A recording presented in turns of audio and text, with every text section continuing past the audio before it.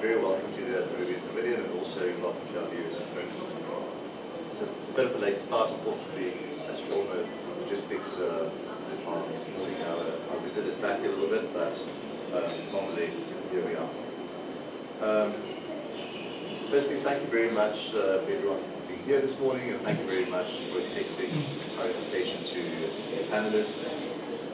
As we all know, green hydrogen holds a significant promise for Namibia's export market, primarily due to its abundant natural resources. Namibia possesses vast renewable energy resources, in particular solar and wind, of course for reasons of economic diversification, and as we mentioned during earlier sessions this week, Namibia has traditionally held a very strong position in the agriculture and mining sector, and we are definitely trying to move away from these primary sectors and developing sectors that allow us to develop more secondary products.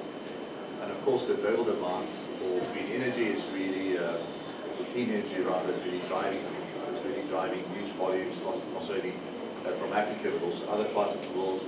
And yes, naturally, the geopolitical advantages, our strategic location and the access to shipping routes to other potential markets, global markets.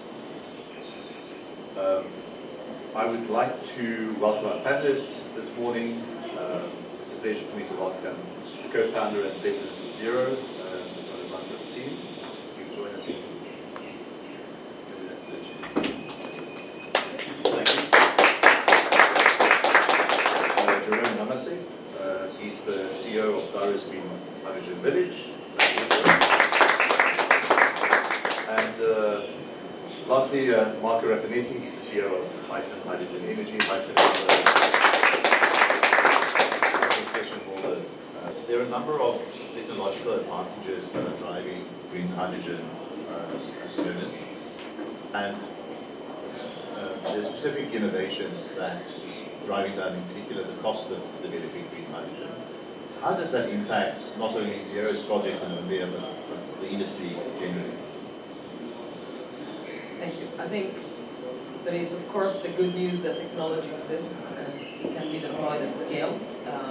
However, I think we're all facing the reality that today things are much more expensive than they used to be 2 years ago. And so I think we will need to navigate this environment where we still see a lot of appetite and interest from off-takers. But ultimately, there is a compression that is going on between your remuneration that used to be and the price at which you can offload your product. So ultimately, the equity is being squeezed out of it.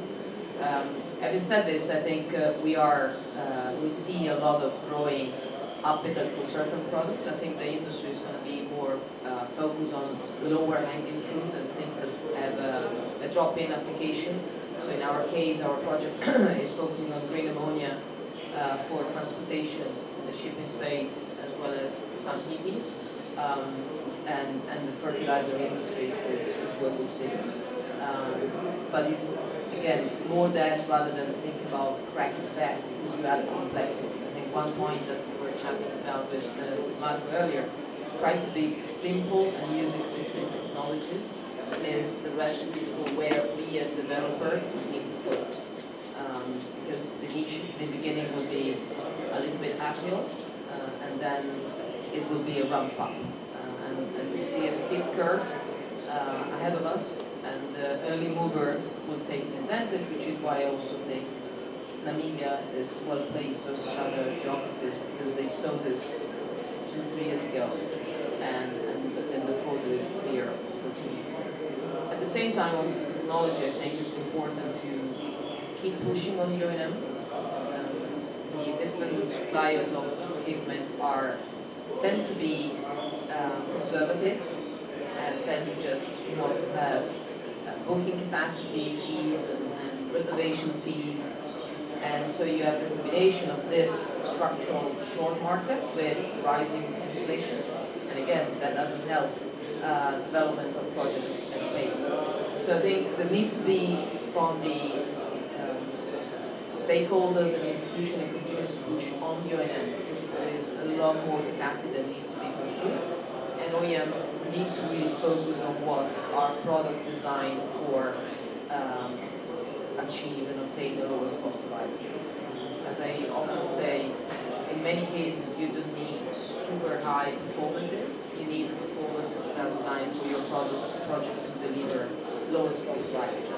And this is not the mentality that when you sit on the other side of the table for an O&M, they tell you, well, my product is better because of this, that, and that. But then when you put through it and you look at what is the output cost of hydrogen versus the cost of maintenance and so the trade-off of reliability cost and duration, there is some work that still needs to happen on their side. Thank you very much. That's a very detailed explanation. Jerome, Laris is just kicking off, and obviously technology plays an important role. We also see other challenges in the environment.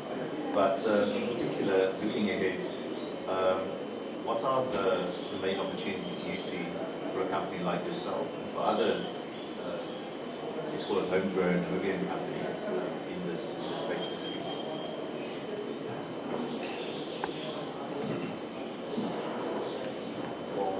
I think, already we do have sort of a nascent industry, opportunities are plentiful. Definitely have noticed, I think this day is coming. I think there's 9 hydrogen projects in Namibia that are being developed. And I imagine that number will only increase. But, for us, what we've seen, what we've experienced thus far is definitely, in the absence of some of the significant data that we do, we start to create data as a tool. And it does put a bit of pressure to selection of areas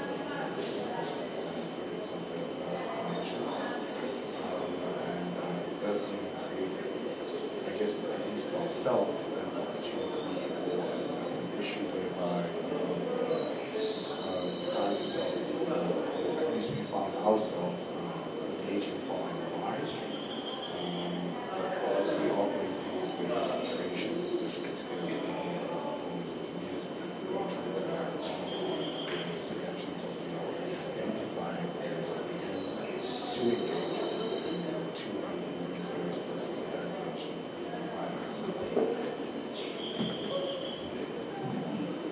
Don't happy with the answer. It's the reality on the ground.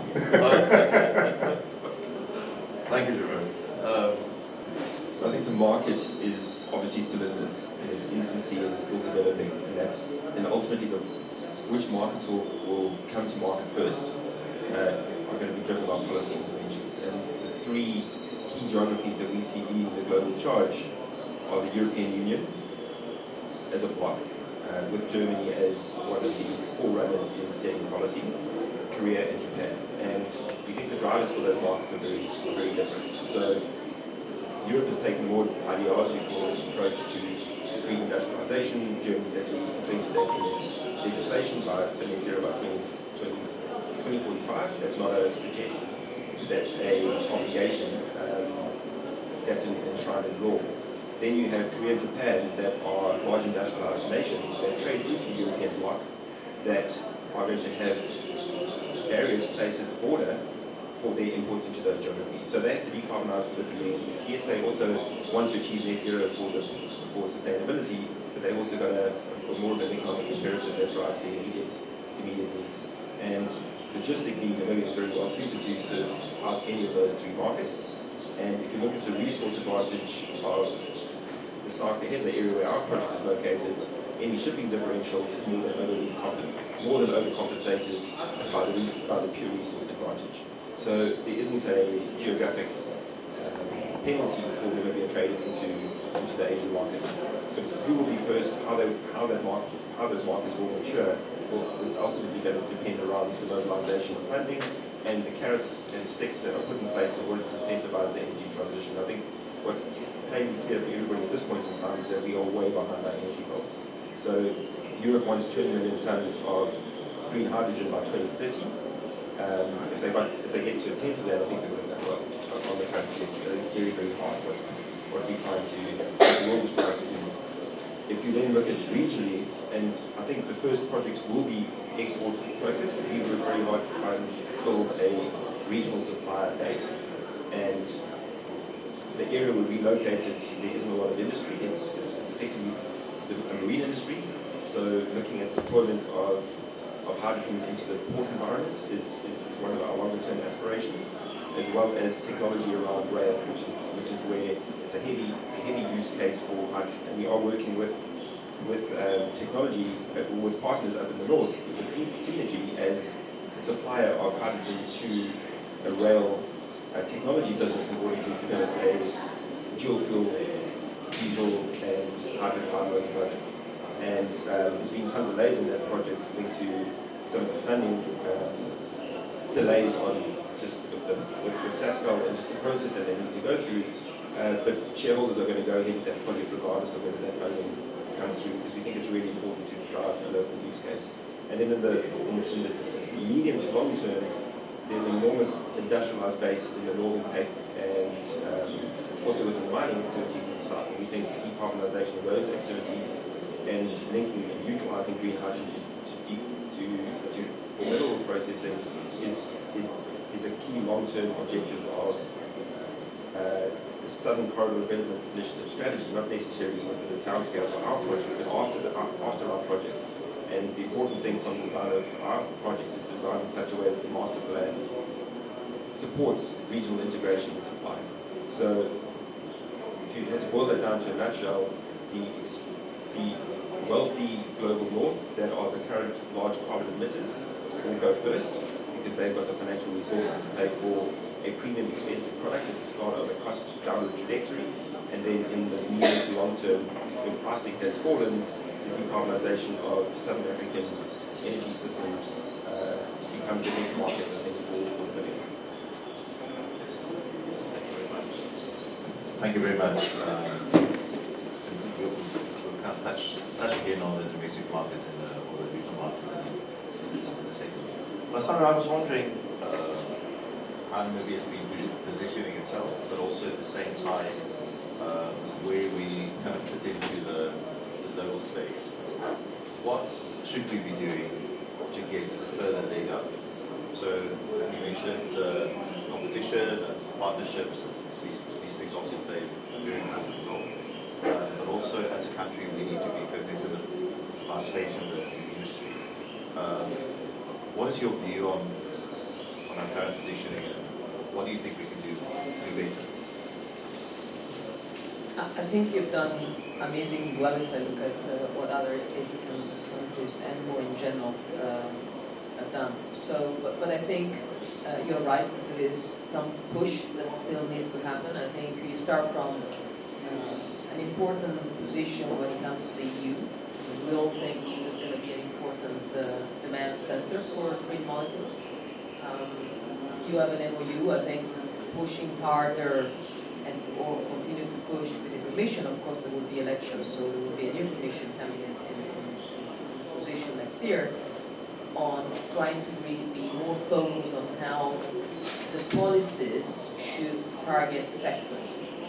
Because the industry will really start with a greater focus on matching industries that are more in need to decarbonize with funding. And all of the incentive schemes that have been discussed are all more trying to stimulate the production. But if Europe really wants to get the 10 million tons, which was mentioned before, which probably is going to end up being 50, because there is not going to be enough local production in Europe, you really need to push real tools like contract for difference, and you should target those to specific sectors, starting from those sectors that can just adopt the rebates. And so, whether it's ammonia or over time, as production can be scaled up, maybe methanol, but Namibia doesn't have a lot of CO2 being used, so question mark. But on ammonia, which I think is the product where Namibia can excel, I think really having partnerships and contract for difference is something which is very, very important.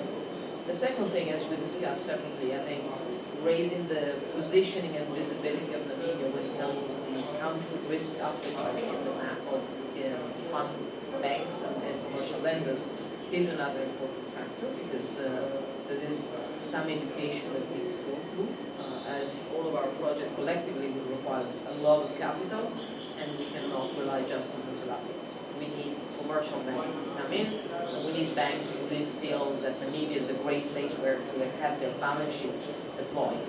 And these are, I've been in banking before moving into the energy space, and so these are processes that takes time, and they need to be driven by government push and stimulus in a way, because otherwise there will be more scarcity of funding.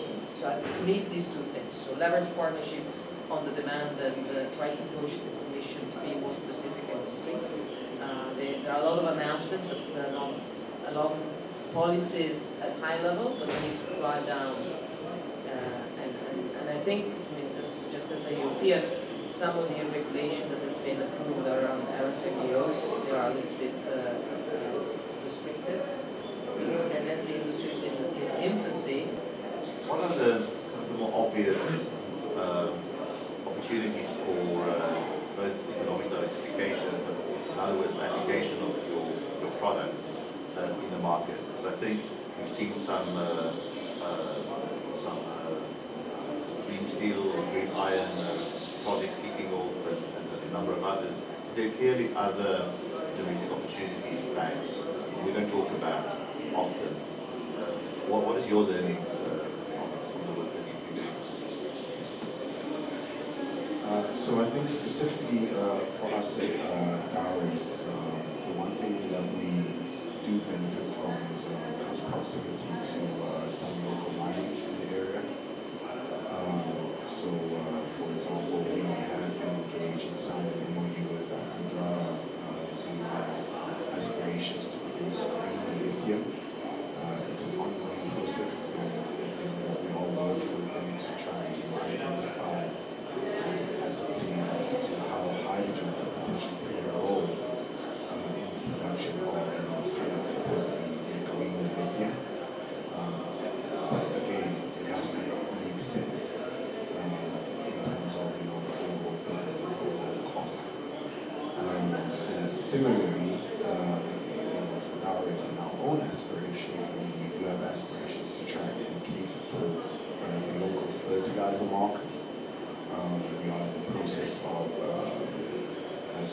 putting together, I mean, we've done all the initial work, but we are in the process of trying to source financing for the local production of ammonium sulfate, green ammonium sulfate fertilizer, which is currently used, actually in all of our, most of the green schemes actually in Namibia. But again, you can't get away from it. There needs to be some incentivization for it, because at present the production method is significantly more expensive than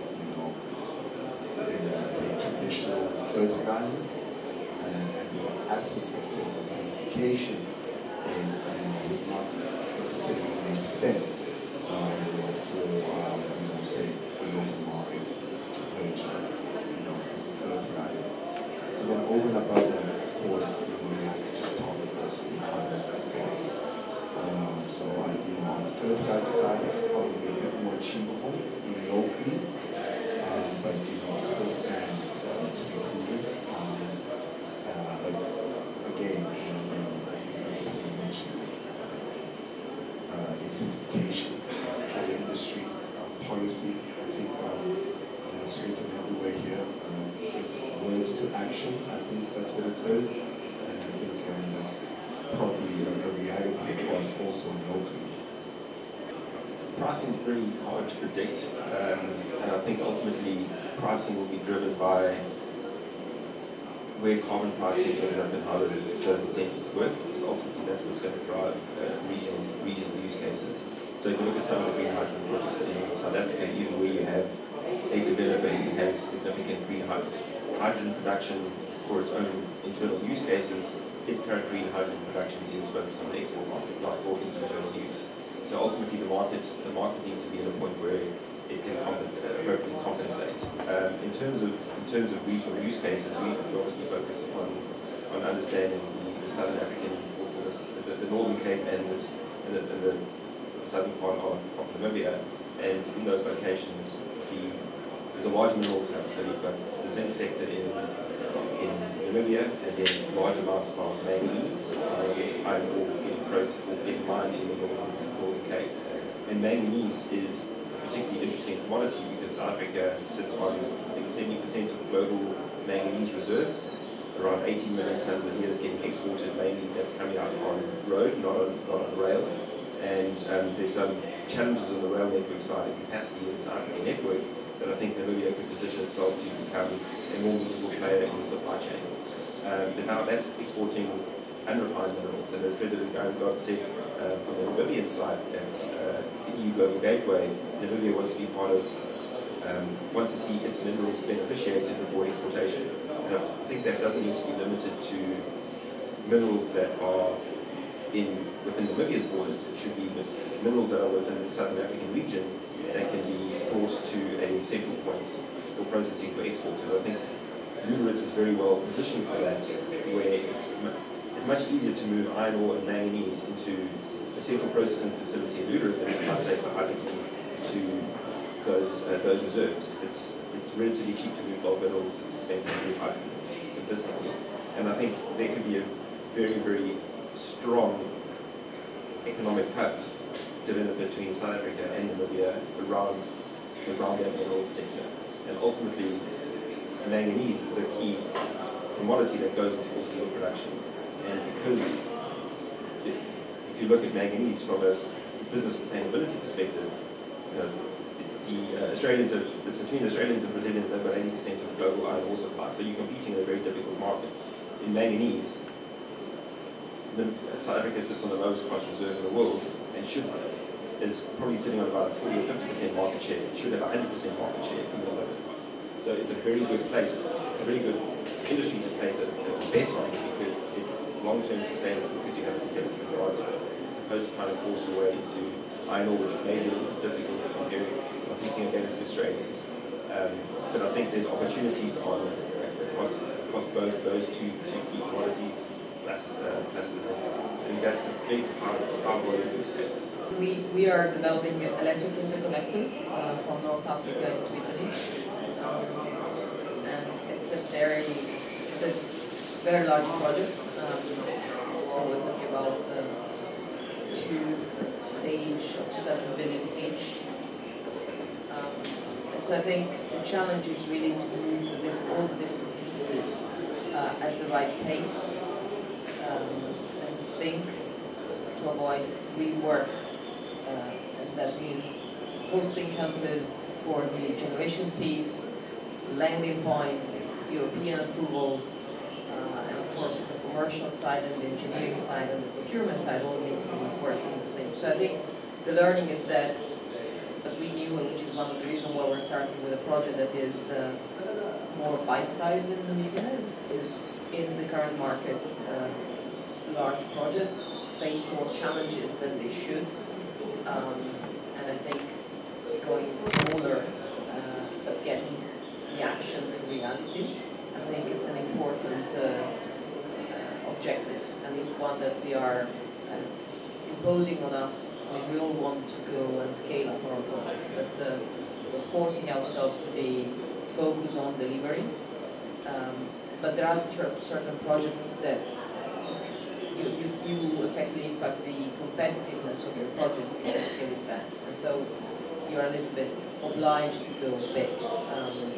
So I think that's for sure one element which I believe is important. But I think, again, I think there is a growing awareness of the need by countries that haven't been pushing the transition and green production of energy until today. We talk about Tunisia, we talk about Nigeria, which are places where we are operating. They have not been focusing too much, and now they are receptive. So again, if I compare and contrast them with what Namibia has been doing, I can only have a positive word for what Namibia has been seeing as a vision in the past, and they're following through.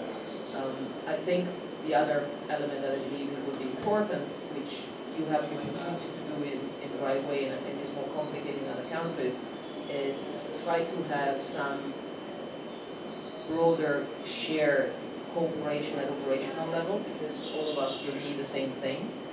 And so you have the advantage of having multiple projects being developed by different parties, but ultimately we all will need certain type of support institutionally, and in terms of approvals and in terms of approach to delivery.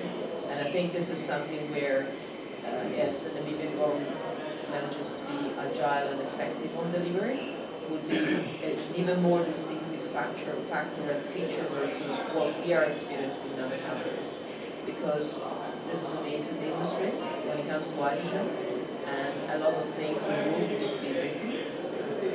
And so having that cohesion between the different part of the government will make things happening in a more smooth manner. If by contrast, I think what we are doing in the US, where we have a project, it's already so much predefined in different constituencies that this coordination is very complicated. And the same probably can be said for Final question. So we know, and Tony is of course really the queen of ECD.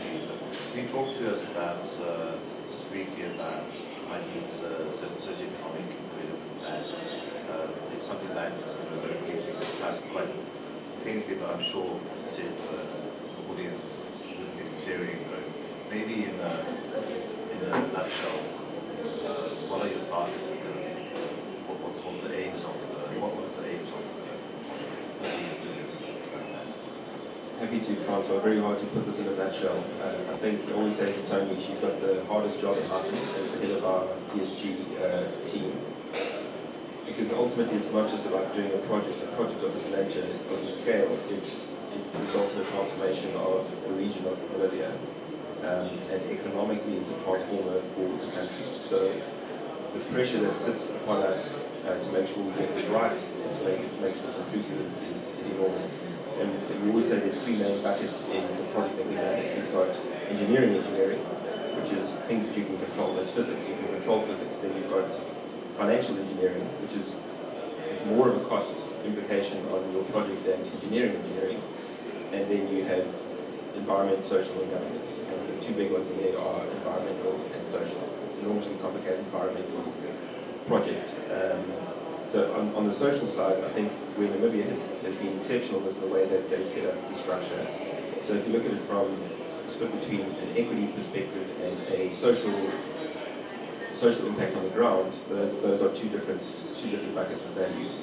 And Namibia is setting up a sovereign wealth fund and bringing in experts to help manage that sovereign wealth fund on behalf of the people, and is I think a world leader in this space. There's not any other green energy transition projects that I know that are set up in that way. And I think that's fundamental to what is sustainable economic development. It's ensuring that if you're going to avail your natural resources to benefit humanity, that there should be an economic benefit earned by the country that's availing those resources.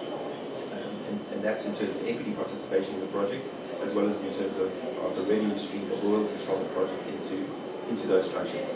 And then on the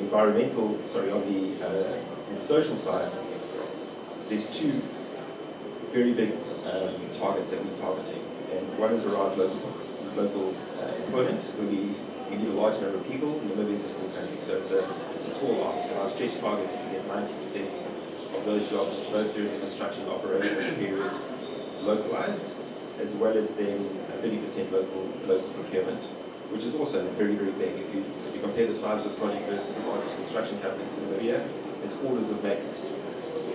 The civil engineering contract that we'll need to issue to Namibian contractors and then a large EPC are orders of magnitude bigger than what Namibia built in here. It's an enormous step change. It's a massive opportunity for the country. So working with the local banks to support local companies in order to provide the finances behind this is important. So as a practical example, if you look at just the construction equipment that needs to be brought to the country, it's around $3.5 billion of construction equipment. It's probably more construction equipment than currently exists in the country. And that's a relatively small aspect of of the project. Then when it comes to the town transformation, we're working very closely with the government on the town transformation plan, because there are positives and negatives from the town transformation that aren't managed properly. A large influx of people needs to be accommodated how the town will grow. So the social engineering around the project is enormously important and very, very complex. And if you don't get that right, you don't have local stakeholder buy-in, the project will not be successful. It's absolutely critical that the community is involved, feels heard, feels like they've got a seat at the table, has a seat at the table, in order to be a part of the execution of the project. I've done gross disservice to trying to put this into a nutshell, and I think I know that Tony is speaking on another panel on this later on, and really I've asked people to tune in to listen to that, because there's so much work has been done into this. If you look at the team of permanent people in Hyphen, the largest amount of people, even more than engineers at the moment, on the social side, to make sure we get this right. That's how important it is to us. Thank you very much, and thank you very much also for that very positive decision proposal. Ladies and gentlemen, please a round of applause for our panel. Thank you for joining us. We will kick off with the next session in about 45 minutes. Hang around or stay tuned.